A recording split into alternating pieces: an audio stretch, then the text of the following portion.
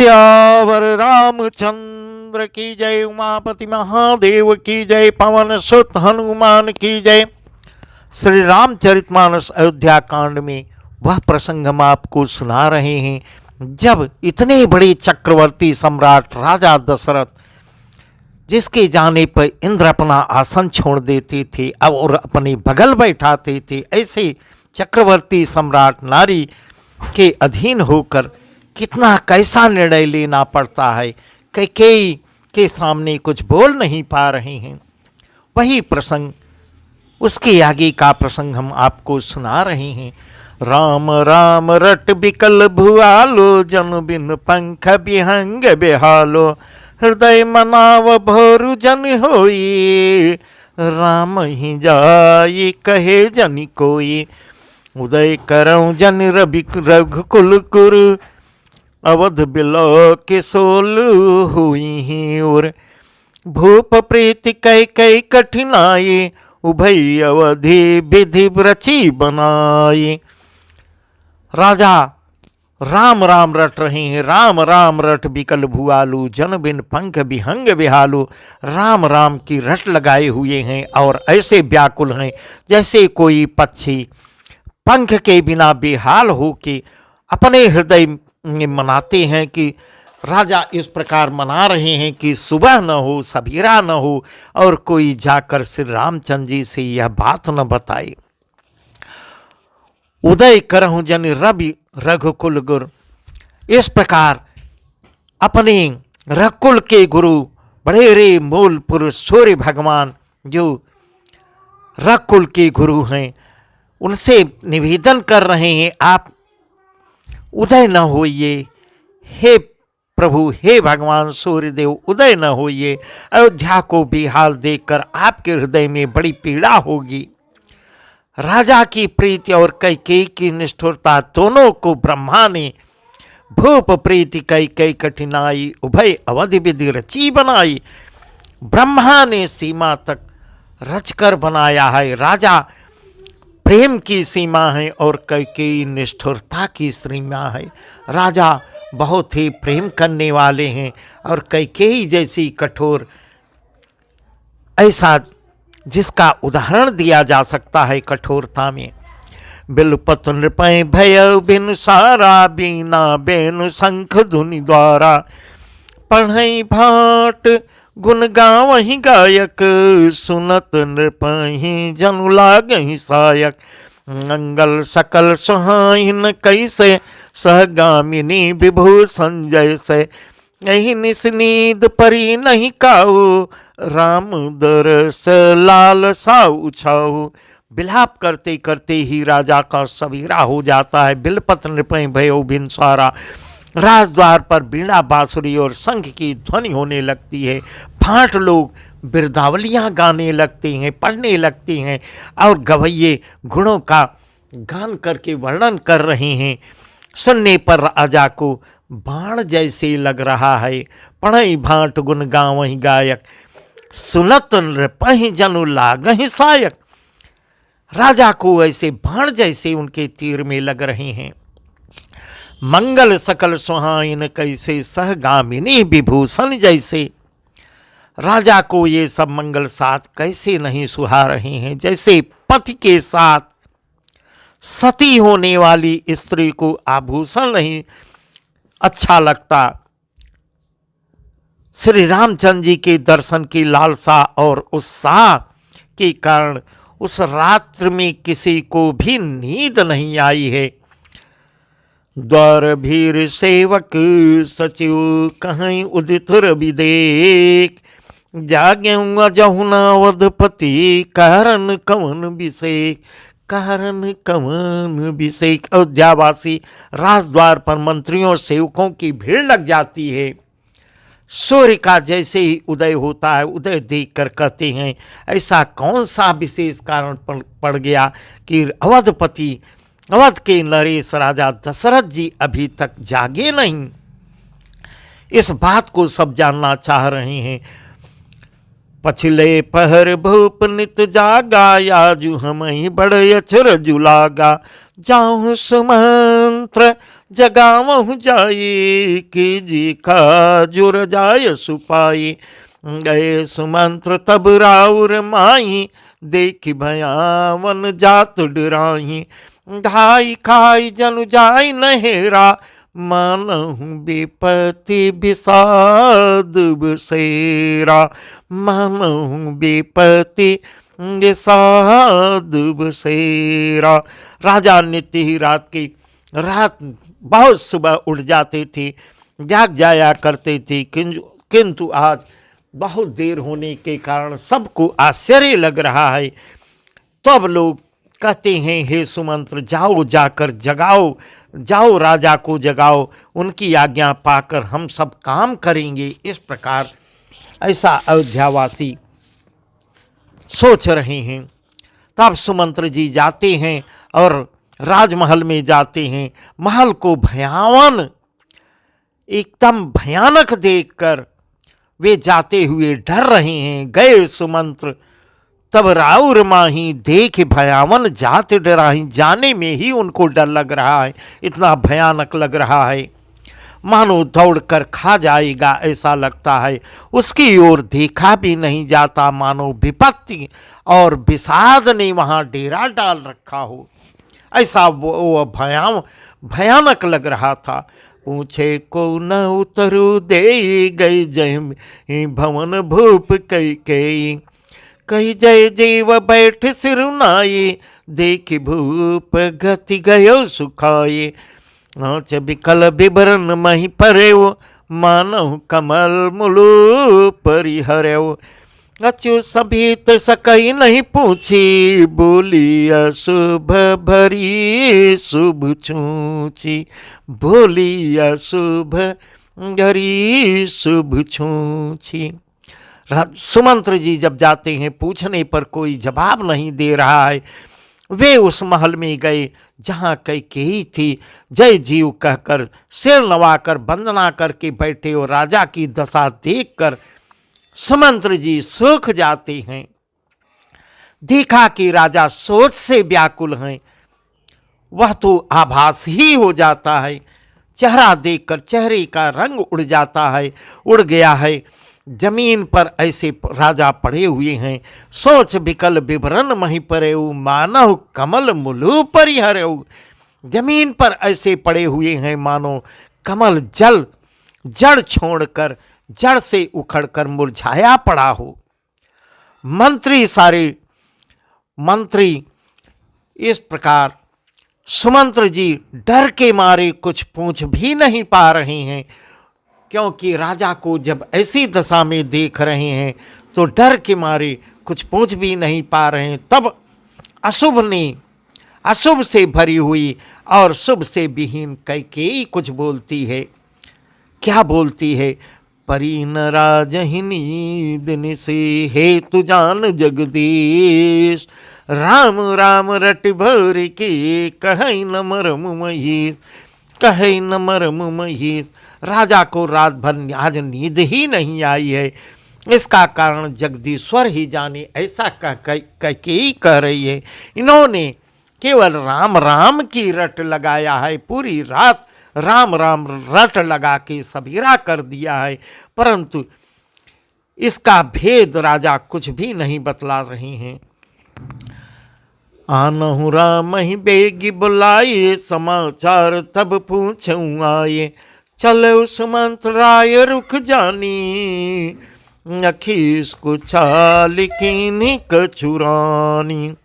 सोच बिकल मग परई न पाओ, राम ही बोली कहीं कराओ। उर धर धीरज गयो दुआरे, पूछई सकल देखी मनु मारे। इस प्रकार ऐसा आदेश करती है सुमन जी को, हे सुमन जी जल्दी जाकर राम को बुला ले आओ, ऐसा कह के ही आदेश कर रही है। राम को बुला के ले आओ, तब आकर समाचार पूछना, बाद में समाचार पूछना। राजा का रुख जानकर सुमंत्र जी चले जाते हैं और समझ गए कि रानी ने कुछ कुचाल की है। यह सुमंत्र भी पहचान गए कि रानी ने कोई कुचाल चल डाली है। सोच विकल मग परई न पाऊ, राम ही भोल कहीं का राऊ। और धर धीरज गए दुआरे, पूछे सकल देख मन मारे। सुमन सोचते सोचते व्याकुल हैं, रास्ते पर उनका पैर नहीं पड़ता, पैर आगे बढ़ ही नहीं रहा है, डगमगा रहे हैं, सोच रहे हैं राम जी को बुलाकर राजा क्या कहेंगे। यही प्रश्न उनके मन में बार बार उठ रहा है। उनका पैर डगमगा रहा है। किसी तरह से धीरज धरकर वे द्वार पर जाते हैं। सब लोग उनको मन मारे उदास, जब सुमन जी को सब लोग उदास देखते हैं, तब उनको उदास देखकर लोग पूछने लगते हैं, समाधान धरि समाधान करी, सो सब ही का गयों जहाँ दिन कर कुल ठेका। राम सुमंत्र ही आवत देखा, आदर कीन पिता समलेखा। आदर कीन पिता समलेखा। निरख बदन कही पर जाए, रघुकुल दीप चले लेवाए। राम को भांति सचिव संग जाही, देख लग जाता बिल खाई। देख लग जाता बिल खाई। सब लोगों का समाधान करके किसी तरह समझा बुझाकर सुमंत्र वहाँ पहुँच जाते हैं, जहाँ सूर्यकुल के तिलक श्री रामचंद्र जी विराजमान हैं। वहाँ सुमन जी पहुँच जाते हैं। श्री रामचंद्र जी ने सुमंत्र को आते देखा है तो पिता के समान राम सुमंत्र आवत देखा, आदर कीन पिता। जैसे अपने पिता राजा दशरथ की अगवानी करते हैं, राजा दशरथ को आदर देते हैं, सम्मान करते हैं, वैसे सुमंत्र का सम्मान किए हैं, आदर दिए हैं। निरख बदन कही भूप रजाई, रघुकुल दीपं चले उलवाई। श्री रामचंद्र जी के मुख को देखकर और राजा की आज्ञा सुनाकर वे रघुकुल के दीपक श्री रामचंद्र जी को अपने साथ लिवा के चल देते हैं। श्री रामचंद्र जी मंत्री के साथ बुरी तरह से बिना किसी, जो जैसा पहने थे, जिस भेष में थे उसी भेष में चले जाते हैं। और यह देखकर लोग जहाँ तहाँ विषाद कर रहे हैं, सोच रहे हैं, कारण जानना चाहते हैं। जय देख रघुवंश मनि, नरपति निपट कुसाज। सामी परयउ लखि सिंहिनी, मनहु वृद्ध गजराज। सहमि परयउ लखि सिंहिनी, मनहु वृद्ध गजराज। रघुवंश के शिरोमणि श्री रामचंद्र जी ने वहाँ पहुँच जाते हैं और जाकर देखते हैं कि राजा बहुत ही बुरी दशा में छटपटा रहे हैं, अत्यंत बुरी हालत में पड़े हुए, अनाथ की तरह ऐसे पड़े हुए हैं, मानो सिंहनी को देखकर कोई बूढ़ा गजराज सहम कर गिर पड़ा हो। सुखं यधर जरई सब यंगो, मनहु दीन मनहीन भुवंगो। सरस समीप दीखि कैकेयी, मानहु मेच घरी गनि लेई। करुणामय मृदु राम सुभाऊ, प्रथम देख दुख सुनान काऊ। तदपि धीर धरि समौ विचारी, पूछी मधुर बचन महतारी। पूछी मधुर बचन महतारी। राजा के ओठ सूख रहे हैं और सारा शरीर जल रहा है, मानो मणि के बिना सांप दुखी हो रहा है।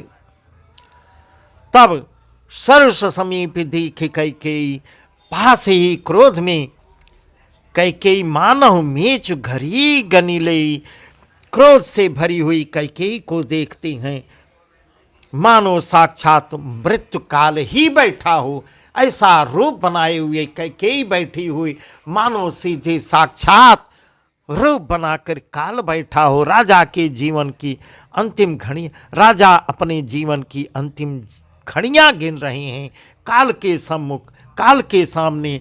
ऐसा दृश्य भगवान श्री रामचंद्र जी देखते हैं। करुणामय मृदुराम सुभाव, प्रथम देख दुख सुनान काओ। तदपि धीर धरि समौ विचारी, पूछी मधुर बचन महतारी। पूछी मधुर बचन महतारी। श्री रामचंद्र जी का स्वभाव कोमल और करुणामय है। उन्होंने अपने जीवन में पहली बार यह दुख देखा। इससे पहले कभी उन्होंने दुख सुना भी न था। आज जो देख रहे हैं इसके पहले उन्होंने कभी नहीं देखा था। तो भी समय का विचार करके तदपि धीर धरि समौ विचारी, पूछी मधुर बचन महतारी। समय का विचार करके, हृदय में धैर्य धारण करके और मीठे वचन में, मधुर वचन महतारी, मीठे वचन में माता कैकेयी से कुछ कारण जान पूछते हैं। माता कैकेयी से पूछते हैं, मोहि कहूँ मातु तातु दुख कारण, मोहि कहूँ मातु तातु दुख कारण, करी जतन जई होई निवारण। सुनहु राम सब कारण येहु, राजहि तुम पर बहुत स्नेहु, राजहि तुम पर बहुत स्नेहु।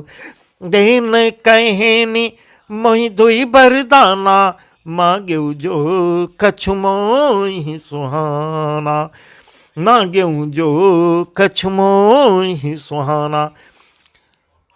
इस प्रकार जब भगवान श्री राम कैकेयी से पूछते हैं, हे माता, मुझे पिताजी के दुख का कारण बताओ, ताकि जिससे उसका निवारण किया जा सके। दुख का कारण जानना चाहती हैं, दुख कैसे इनका दूर हो, वह यत्न किया जाए। तब कैकेयी क्या कहती है, सुनहु राम सब कारण येहु, मैं सारा कारण तुमको बताती हूँ।